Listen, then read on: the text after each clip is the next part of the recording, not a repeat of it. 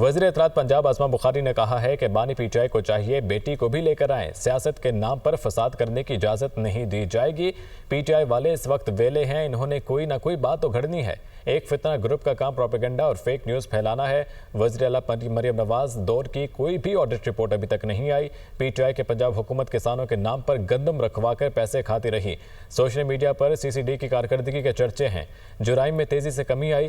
कहीं बारिशी पानी मौजूद है तो निकासी के लिए टीमें काम कर रही हैं। वो लाहौर में न्यूज़ कॉन्फ्रेंस कर रही थीं। बेटी का भी हाथ करके वो भी अपने वालिद साहब को मिले, उसको भी लेके आए।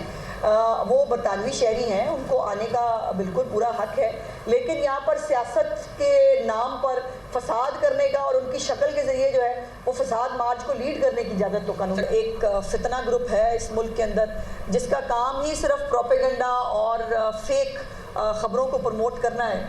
उन्होंने जो है वो एक ऑडिट रिपोर्ट का बहुत वावेला मचाया है। मरियम नवाज साहिबा के दौर का कोई भी जो है ऑडिट रिपोर्ट अभी तक नहीं आई है। उस्मान बुज़दार और परवेज़ इलाही के दौरे हुकूमत में कमर्शियल बैंक जो हैं उनसे गंदम के इवज़ पैसे उठाए जाते रहे। एक इदारा नया बनाया गया है सीसीडी, आपने उसकी कारकर्दगी के चर्चे हैं इस वक्त सोशल मीडिया के ऊपर भी। पंजाब में जराइम में बहुत तेज़ी से जो है वो कमी आई है।